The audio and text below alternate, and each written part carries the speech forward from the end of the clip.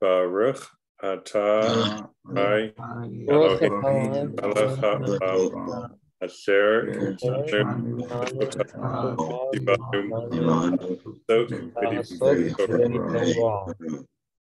Praise to you, Lord our God, rule of the universe, who's made us holy with your commandments, commanded us to busy ourselves with the words of Torah. All right, so in honor of the month of Shvat, I have a story involving a tree for us, since Tu B'Shvat is coming up. Steve, would you read Deborah on 1 foot, please? Deborah was a judge of the Israelites in the time after Joshua and before Samuel. During her time, King Yavin of the Canaanites was oppressing the Israelites with the help of his general Sisera. This story is the Haftorah, or Parshat Beshalach, because both have a song after the story. It's the longest Haftorah of the year with 51 verses. Haftorah Ha-Azinu also has 51 verses, but the verses are shorter. Thank you. All right, so now that we have some sense of what we're talking about, we're going to try something different tonight. We're going to look at a piece of art. And I'm going to ask you 3 questions, but we're only going to start with the first one to begin with. So the questions are going to be, what do you see? Then what do you think? And then what do you wonder? So what do you see is only about things that you actually see, no interpretation. What you think is then when you get to interpret based off of what you see. And then what you wonder is questions that you have about what's going on in the painting. So here's the picture. What do you see?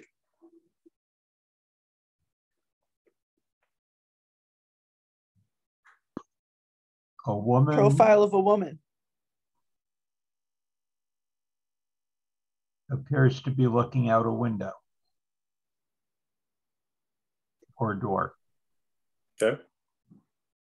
A woman who's watching something.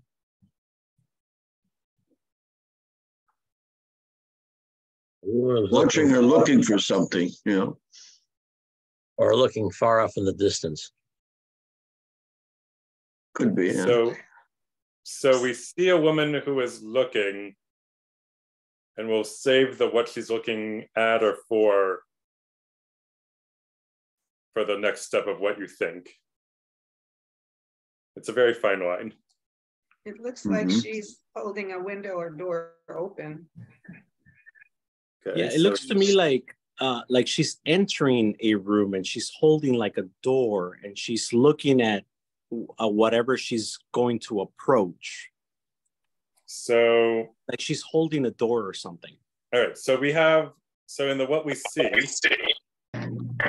we have a woman with her hand on a piece of a building, most likely. Yeah, but she seems to be missing a finger of her hand. And I only see 3 fingers and a thumb. Yes.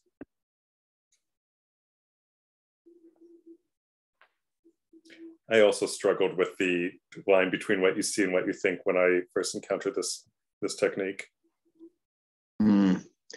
I almost see the way she's sort of half of her face like she's peering around the edge of the door. And she's not.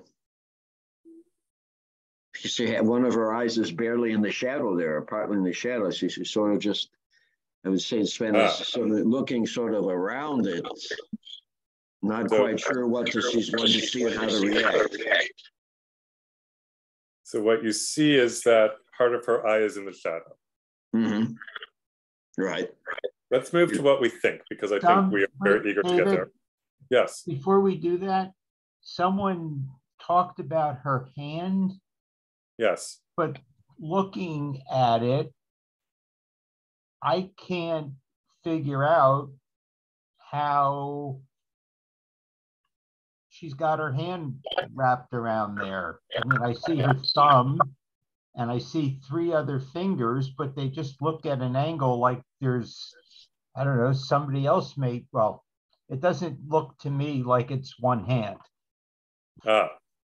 So we see what appears to be a set of fingers, and we see only 3 of them plus a thumb.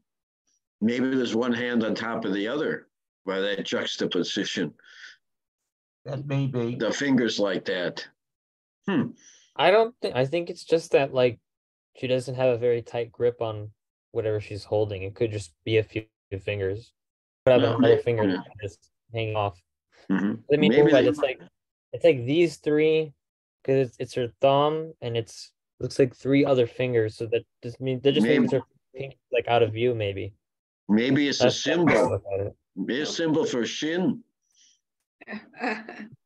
No, seriously. I think that's question number 2, Charles. That's what do you think? What do I think? No, I'm looking at it. Not what's specifically there. That's, well, it could be. I mean, if you had a flag there, you'd say that's a flag. That's a symbol. Okay, you're right. All right, I withdraw my comment.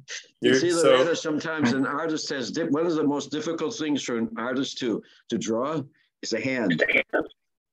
And how to get the proportions and the depth. But,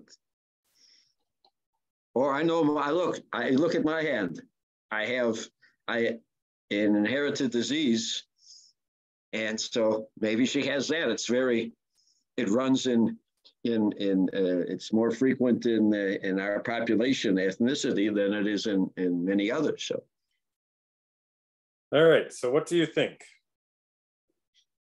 I see a very attractive woman who looks concerned, wondering, waiting. Mm-hmm. Are we supposed to answer this question without any reference to anything we happen to know about the text that you told us we would be talking about? That would be nice.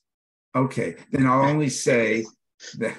Okay, then I'll only say that I think you can see, since people are concerned about this, her other finger holding onto I'll call it the lattice on the other side of it. If that's important to somebody, so be it. But she's looking out the window, and then I'll just stop. Good. It's a great Not picture. very happy. To me, it seems like she's almost looking out at something she sees that's going on that she doesn't approve of. She looks a bit fearful to me. Mm-hmm. Or anxious, yeah.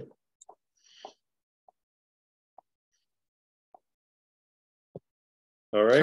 Well-faced. Because of the necklace that she has. Looks like a collar. It looks like a beaded collar to me. Yeah, me too. Mm-hmm. What do you wonder? What she's thinking.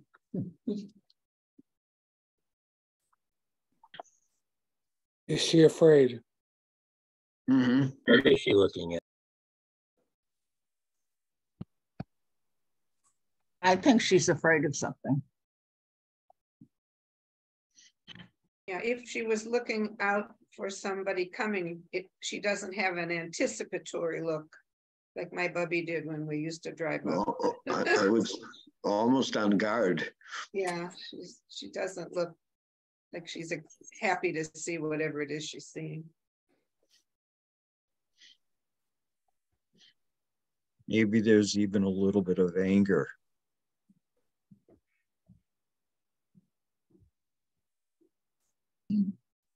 Okay. See judgment in her eyes.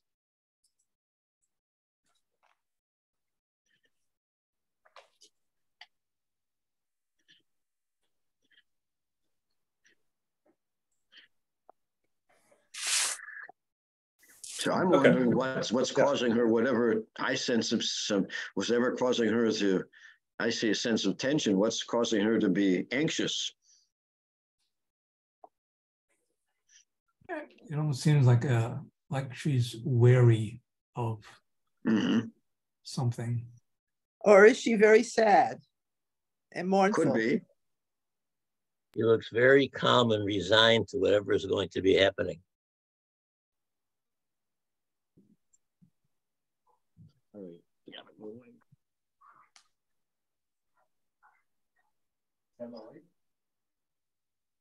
Okay, let's dive into our text. We'll come back to this picture at the end. So, Act 1. Yo no lo vi, no le he visto nada de eso, mi rey. No, Naomi, would you read this, please? The Israelites again did what was offensive to the Lord, Ehud now being dead. And the Lord surrendered them to King Yavin of Canaan, who reigned in Hazor. His army commander was Sisera, whose base was Haroshet Goyim. The Israelites cried out to the Lord, for he had 900 iron chariots and he had oppressed Israel ruthlessly for 20 years. Deborah, wife of Lapido, was a prophetess. She led Israel at that time. She used to sit under the palm of Deborah between Ramah and Bethel in the hill country Ephraim, and the Israelites would come to her for decisions. She summoned Barak, son of Avinoam, of Kedesh in Naphtali, and said to him, "The Lord, the God of Israel, has commanded, go march up to Mount Tabor and take," can you roll it up a bit for me? Yep. Okay.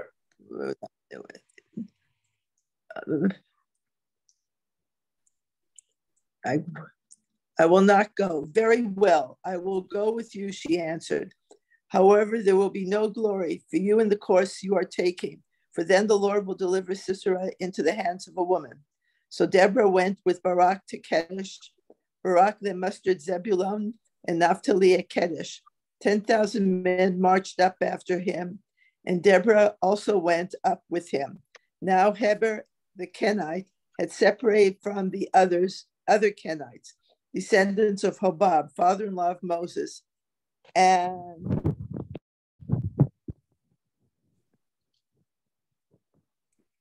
all right. And the Lord threw Sisera and all his chariots and army into a panic before the onslaught of Barak. Sisera leaped from his chariot and fled on foot.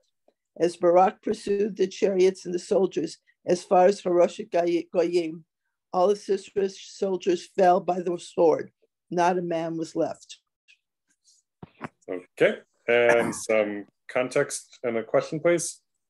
This is from the biblical book of Judges, which takes place after Joshua dies. The previous leader of the Israelites, Ehud, was now dead. The Canaanites had iron weapons, including chariots, while the Israelites still had bronze weapons. Deborah, or Devorah in Hebrew, is the modern Hebrew word for bee. At what points could this story have turned out different? Thank you. How might, okay.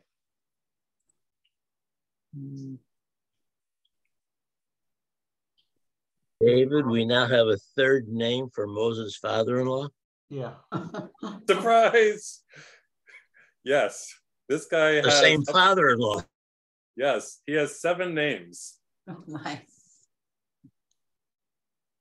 Yitro or Jethro is the most common of them, and that's the one that he gets called by in next week's parsha. In fact, the whole parsha is named for him. It could have turned out different if Yavne's army commander hadn't had chariots. Mm. It might have turned out differently. If he had had bronze weapons only. Might have turned out differently if Barak had trusted in God and said, okay, I will lead the troops, and not said, I want Deborah to come with me.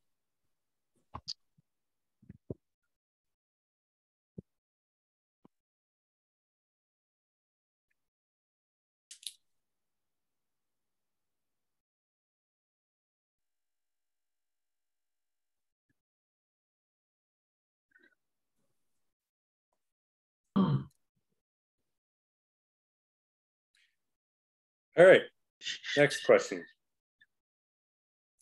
How might Deborah have become a leader of the people? Her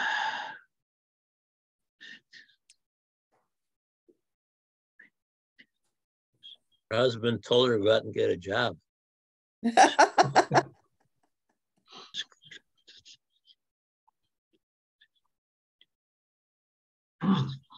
I think that would depend on the criteria by which God selects his prophets and prophetesses.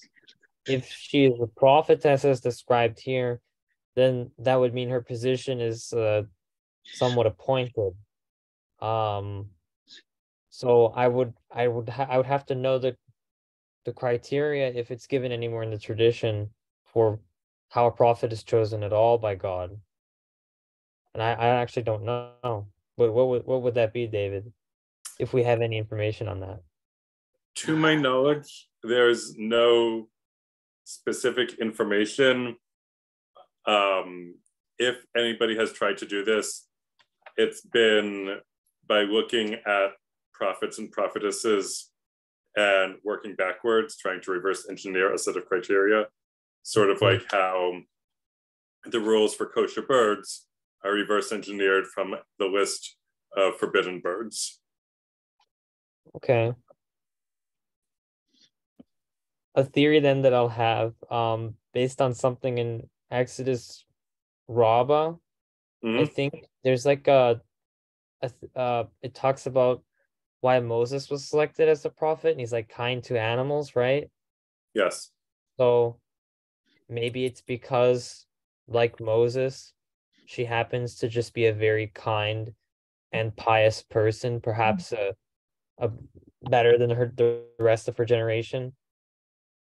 Like how Noah is, just compared to his generation, just a little bit better. So maybe that's what merits her being chosen. That's as good as any other theory.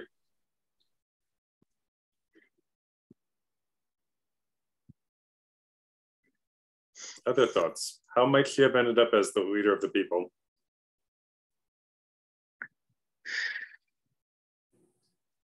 I'm not sure I understand, because she is already the leader of the people. Right. She wasn't born that way, though. So my question is, somewhere between birth and this story, she became the leader of the people. So I want you guys to do historical fiction and make up an origin story for that. Who is Lapidos? Unclear. The term the Hebrew word means torches.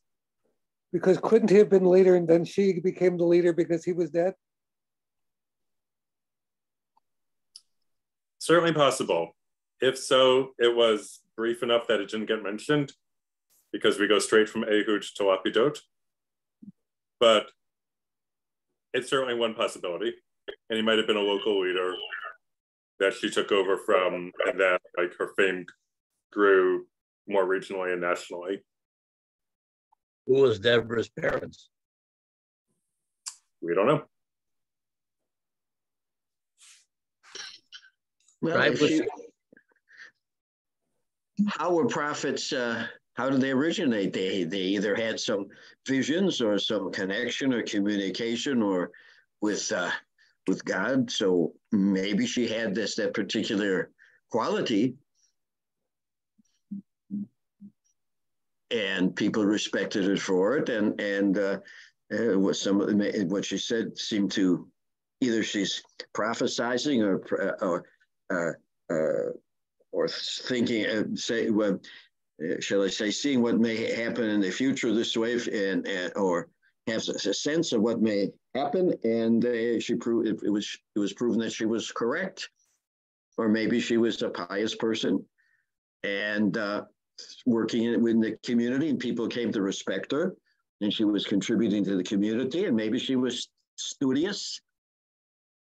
You can see throughout history that there were certain women that were respected and studied, and were kind to, we mentioned kind to animals, kind to people, and just as in society today, certain people are respected. They have a natural innate qualities that people respect, And still, then this is a person who could be a judge, who could be a leader. It says right in the text. I mean, it's so surprising. We don't have any background for it, I guess. But it says right off, Deborah, a woman, a prophetess, and she was all those things. It says right off, and then it says she's the wife of Lapidot, and then it says she was a judge, or she was ruler over Israel, and then that the children of Israel used to come to her.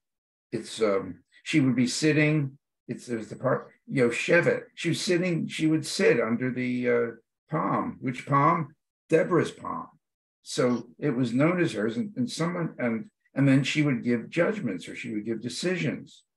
So somebody put in the chat, I don't remember who, that a leader should be a leader should have the quality of charisma or something. I think I saw somebody say that.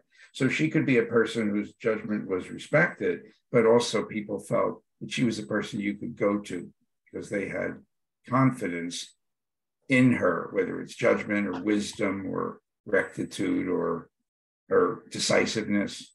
But it's so striking that it says they came to her and she'd sit under the tree and or under the palm. And, so we don't know.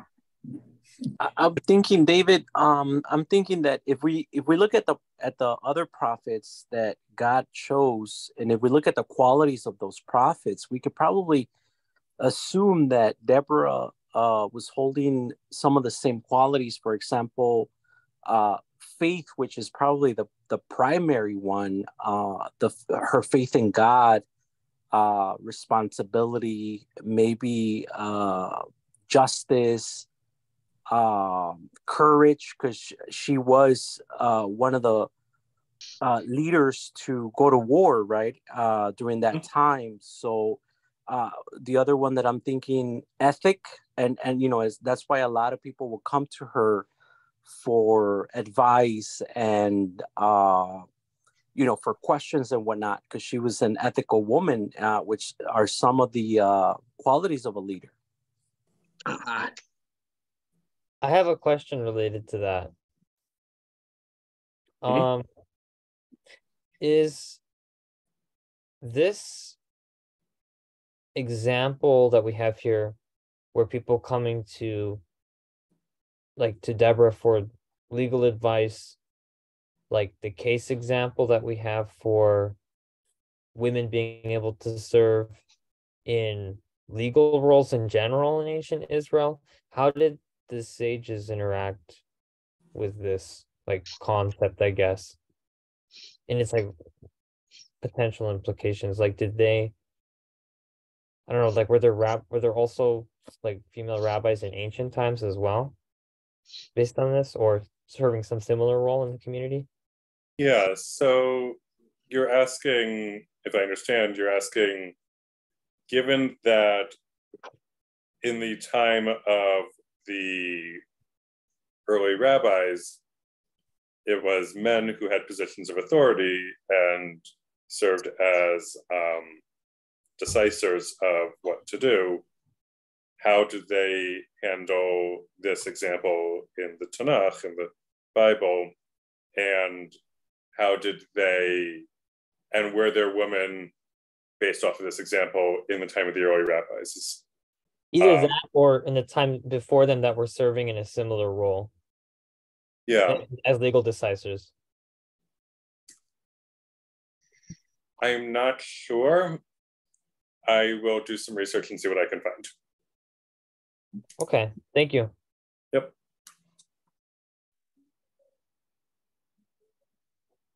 I believe there was a custom at that time for the wise person to sit at the gates of the city and to have approach, usually him, and put problems to this man for a solution. Deborah may have felt inside of herself that she was very smart, had a lot of wisdom. She had faith in God, And she decided that she wanted to leave Israel. And she would pick a place to sit every day under the palms at the gate of Deborah. And Israelites would come to her for decisions. So she let it be known in some fashion by being out there that she was very wise. And people, because they respected her personally, went to talk to her. Mm-hmm.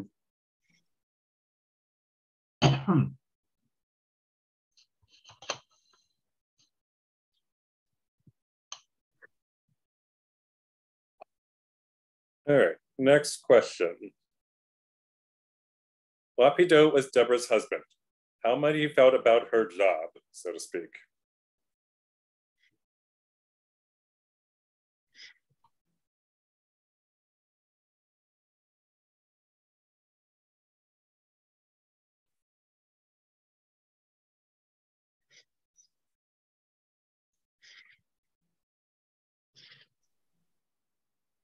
You would have been proud of.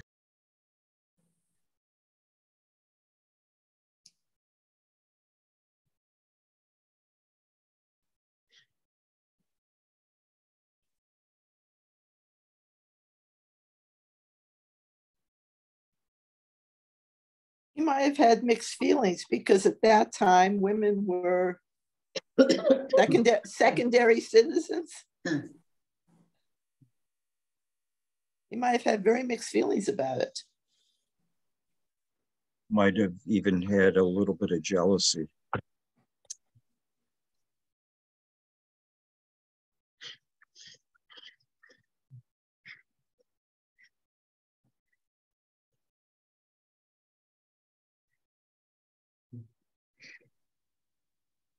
He probably, despite the fact that she was the prophetess and sat and ruled on, legal issues and things, when they got home, probably still made her cook and clean.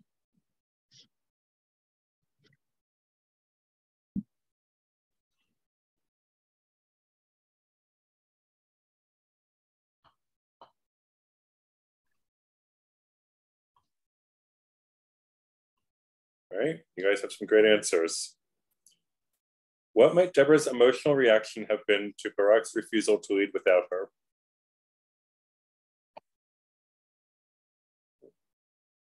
There we go.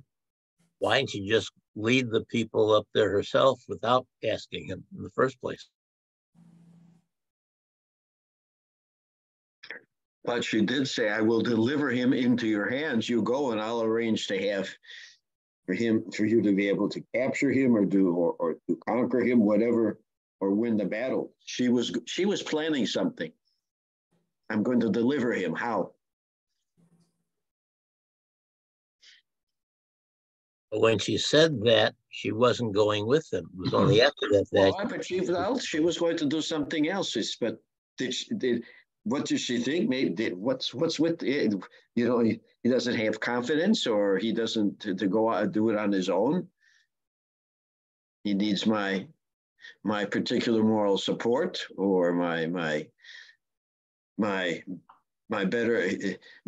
mind or tenacity to go ahead and go forward.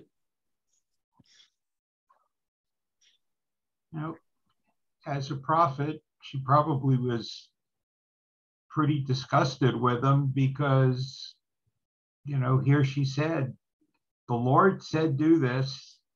The Lord is going to take care of you and the army. And he said, I don't care. I want you by my side. And she probably said, I'm giving this to you on a silver platter, and you're rejecting it. You're rejecting God.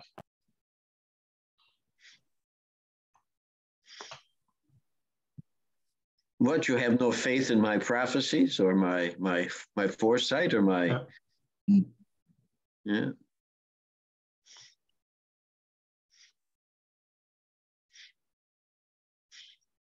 If you have such faith in your prophecies, why don't you go? Why do you pick me? Because I have faith in you, and I'm going to be doing something else to manage the success of this. I'm going to have to do it another way. Maybe he just didn't feel that he was ready. He wasn't prepared. He wasn't up to the task, and he needed some support. Okay, I can understand that too. I can think about times when I'm working on something and I have a crew of folks, and you go ahead and do this and that, and we'll manage to do this, and then they tell me, no, I'm not ready to do this. I can't do it. All right, we'll find another way to do it. So if he was such a nebbish, how could he have gathered 10,000 men to follow him? Well, I'm supposing they had 10,000. They had the men.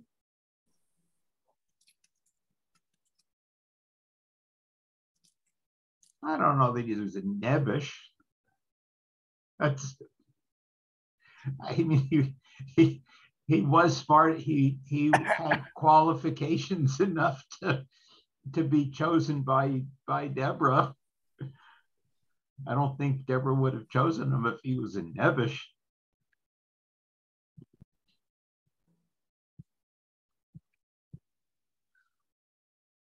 Well, I would maybe I'm imagining why she would have gone to somebody that had certain capabilities or capacities. You're not going to ask you to gather 10,000 men or to have that experience if you don't have it, then or you can't find 10,000 men. 10,000 men. Anyway, we're all imagining. We don't know exactly. You're right. Maybe there weren't 10,000 men. If you say that people weren't practiced and trained in that, then you won't find them.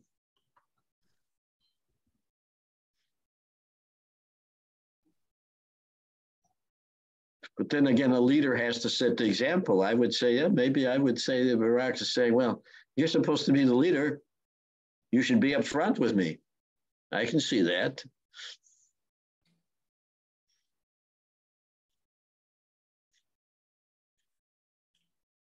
Let's go to Act 2 and see what happened.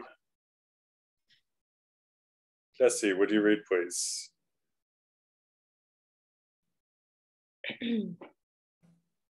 Sisera, meanwhile, had fled on foot to the tent of Yael, wife of Heber the Kenite, for there was friendship between King Yavin of Hazor and the family of Heber the Kenite. Yael came out to greet Sisera and said to him, "Come in, my lord, come in here. Do not be afraid." So he entered her tent, and she covered him with a blanket. He said to her, "Please, let me have some water. I'm thirsty." She opened a skin of milk and gave him some to drink, and she covered him again. He said to her, "Stand at the entrance of the tent. If anybody comes and asks you if there's anybody here, say no." Then Yael, wife of Heber, took a tent pin and grasped the mallet. When he was fast asleep from exhaustion, she approached him stealthily and drove the pin through his temple till it went down to the ground. Thus he died. Now Barak appeared in pursuit of Sisera. Yael went out to greet him and said, "Come, I will show you the man you are looking for." He went inside with her, and there Sisera was lying dead, with the pin in his temple. On that day, God subdued King Yavin of Canaan before the Israelites. The hand of the Israelites bore harder and harder on King Yavin of Canaan until they destroyed King Yavin of Canaan. Thank you. The context and our first question. Yep. Context. This is the next part of the story. First question, at what points could this part of the story have turned out differently? Thank you.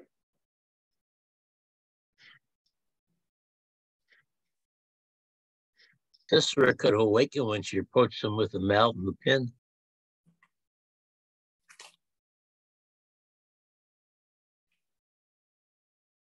Or she may not have had the strength to do what she did. Of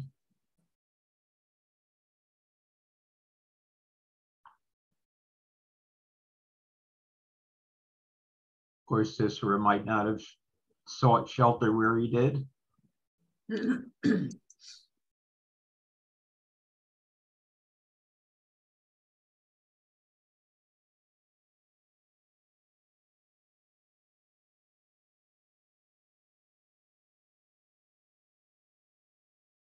So David, I have a question. It says here he came into her tent, which would have not been a two-story tent. But don't we have something that says she was to hang a red thread from her window so that people would know not to bother her when the Israelites when they came in? Ah, That's a different time though. that is the, you have a piece of a different puzzle. That's the story of Rachav with the spies from Joshua. That's Jericho. Yes. Excuse me. That's when they came around and blew the shofar and had the walls come tumbling down, yes? Yes.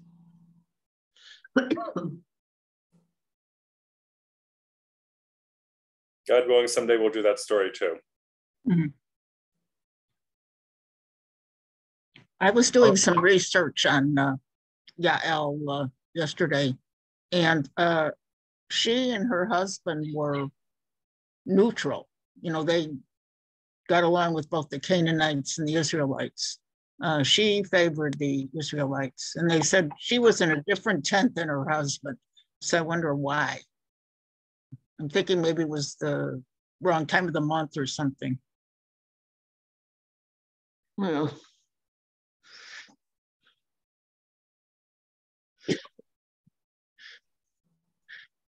depends how many wives her husband had. Sometimes they would, even with our own forebears, when they would rotate from tent to tent when they had more than one wife. I know when I read this the first, I was so taken back that a woman would do something like this, but then I'm starting to look at it another way and say, wow, I'm pretty impressed. I really like this strong woman. And then I'm thinking further along, I hope she never gets angry at me.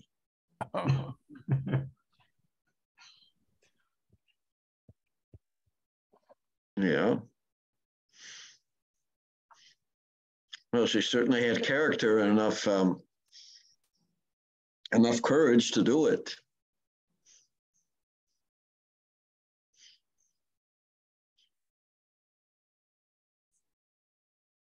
This also reminds me of the story of Judith, cut off the general, whoever he was, cut off his head with a sword, I believe.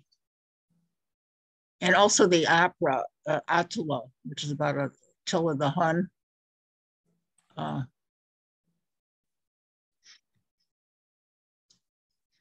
This doesn't talk about why she did it. Sisera was a general for the king that was a friend of her father. And, you know, he came in seeking shelter, and normally you'd think you would grant shelter to a friend of your family. And it doesn't say that he did any, you know, did he attack her? Did he anger her? Did she have some affiliation with the Israelites that we don't know? But it, you know, it just says he came, he went to sleep, and she whacked him without, presumably, you know, seemingly without cause, unless that comes later and you're going to tell us, David. No, it doesn't come. Okay. So that's an interesting question. Why did she do it? The text says that Sisera was a friend of the family of her husband. Doesn't say he was a friend of hers or that she was a friend of his.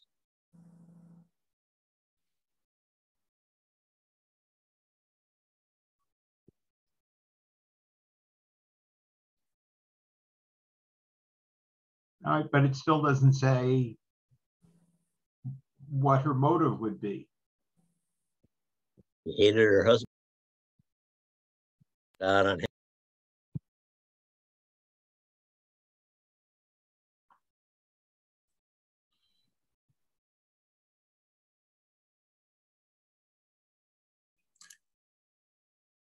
All right, I'm going to show you the other two questions and you can respond to either one. And then I want to make sure we have a little bit of time for Act 3. So question 3, what might Yael have been feeling before and after she killed Sisera? Oh, we didn't even get to question 2, which is Alan's question. Why might Yael have chosen to kill Sisera? What might she have been feeling before or after she killed Sisera? And Heber, her husband, seems to have been away at the time. How might he have reacted to Yael telling him what she did? And does it depend on what her reasoning was? So you can take on any of those questions. I have a question. Yeah. Obviously, she's saying to him, do not be afraid. So what went on beforehand that he would be afraid to approach her? Why did she have to tell him not to be afraid if he was a friend of the family?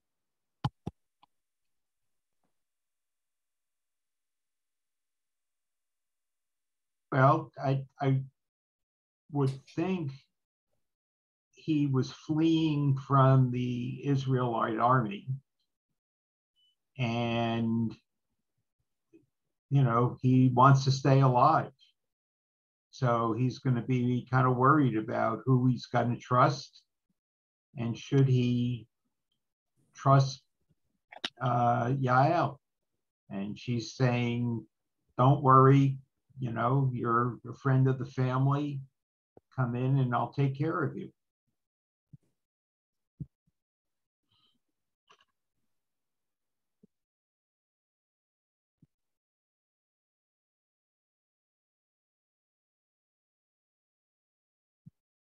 David, just a question. Deborah was a judge. She picked Barak, and she went with Barak, supposedly. But that's all she did. Why do we think so much of her?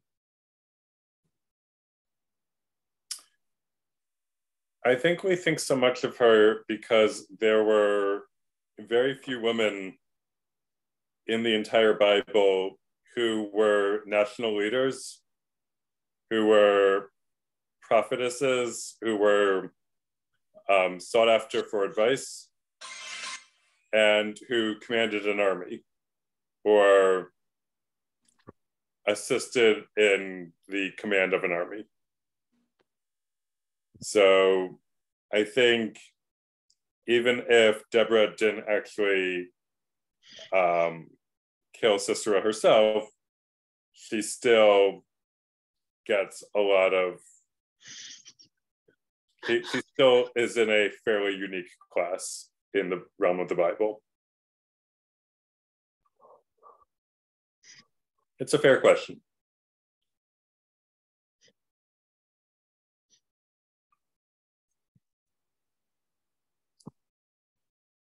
All right, let's go to Act 3. And Phil, I'm going to ask you to read this. All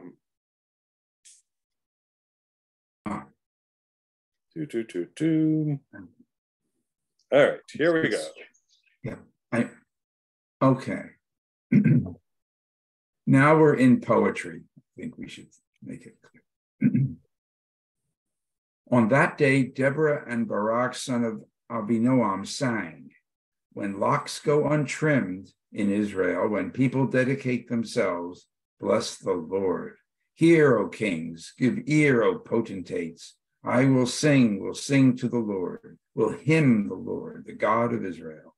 O Lord, when you came forth from Seir, advanced from the country of Edom, the earth trembled, the heavens dripped.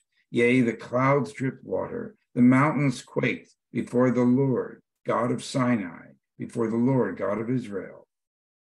In the days of Shamgar, son of Anat, in the days of Yael, caravans ceased and wayfarers went by roundabout paths. Deliverance ceased in Israel, till you arose, O Deborah, arose, O mother in Israel. When they chose new gods, was there a fighter then in the gates? No shield or spear was seen among 40,000 in Israel. My heart is with Israel's leaders. with the dedicated of the people. Bless the Lord, you riders on tawny she-donkeys, you who sit on saddle rugs. Oh, and you wayfarers, declare it louder than the sound of archers. There among the watering places, let them chant the gracious acts of the Lord, God's gracious deliverance of Israel. Then did the people of the Lord march down to the gates. Awake, awake, O Deborah. Awake, awake, strike up the chant. Arise, O Barak. Take your captives, O son of Abinoam. Then was the remnant made victor over the mighty. The Lord's people won my victory over the warriors. From Ephraim came they whose roots are in Amalek. After you, your kin Benjamin. From Machir came down leaders. From Zebulun, such as hold the marshal's staff. And Issachar's chiefs were with Deborah. As Barak, so was Issachar, rushing after him into the valley.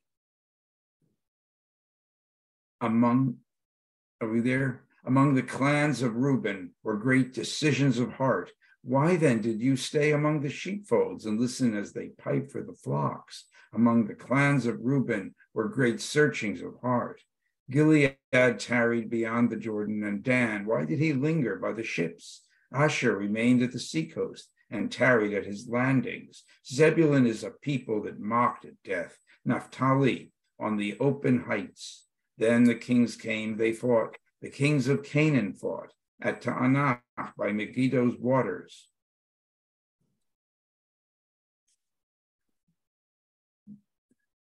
They got no spoil of silver. The stars fought from heaven. From their courses they fought against Sisera. The torrent Kishon swept them away. The raging torrent, the torrent Kishon. March on, my soul, with courage. Then the horses' hooves pounded as headlong galloped the steeds. Curse Meroz, said the angel of the Lord, bitterly curse its inhabitants, because they came not to the aid of the Lord, to the aid of the Lord among the warriors. Blessed by women be Yael, wife of Heber the Kenite, blessed by women in tents. He asked for water. She offered milk. In a princely bowl, she brought him curds. Her left hand reached for the tent pin, her right for the workman's hammer. She struck Sisera, crushed his head, smashed and pierced his temple. At her feet he sank, lay outstretched. At her feet he sank, lay still.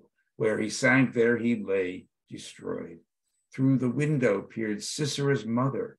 Behind the lattice, she whined. Why is his chariot so long in coming? Why so late the clatter of his wheels? The wisest of her ladies gave answer. She too replied to herself, they must be dividing the spoil they have found. A damsel or two for each man, spoil of dyed cloths for Sisera, spoil of embroidered cloths, a couple of embroidered cloths round every neck as spoil. So may all your enemies perish, O Lord, but may God's friends be as the sun rising in might. And the land was tranquil 40 years. That was quite the reading. Thank you, Phil.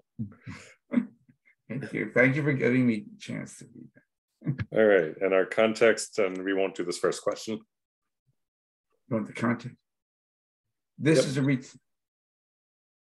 retelling of this same story in Acts 1 and 2, except now in poetic form. It is considered one of the oldest pieces of the Hebrew Bible, dating back to the 11th century BCE, shortly after the events mentioned in them. This version of the story adds that there was a rainstorm attributed to God, which neutralizes the advantage of the iron chariots. The text Biblical Antiquities by Pseudo-Philo from the 1st century CE gives the name Themach to Sisera's mother. All right, thank you. So, skipping down to question 4. Why might Sisera's mother's wails be the model for the sound of the shofar, according to the Talmud? So I'll pull back up that text.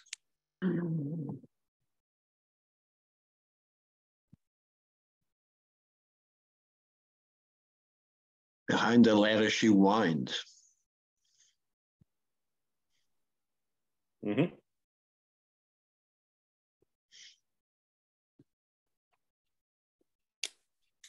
She was the picture, right? The woman in the That's what I was thinking. Yeah. He was the picture. Yeah.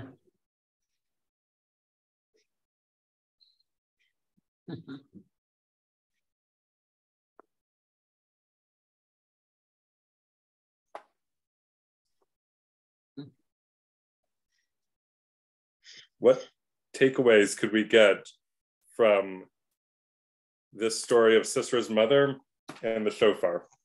But just think what it says there, and maybe why Yael did what she did, because they had part of their spoil. And it says here, they must be dividing the spoil. They have found a damsel or two for each man.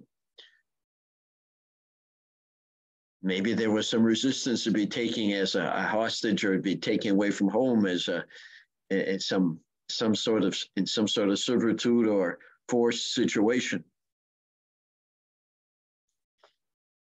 If that was customary, then that might be a very good reason she didn't appreciate this gentleman too much, if you can call him a gentleman.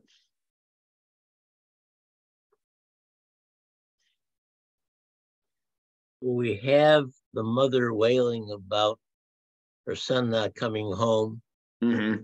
and the other woman with her trying to console her. Then all of a sudden we get this very last verse. Mm-hmm. So may all your enemies perish, O Lord. For a moment, I thought the woman was saying this, but she wasn't. It's somebody else who's saying this from outside. Around the next, the quotation marks end the line above.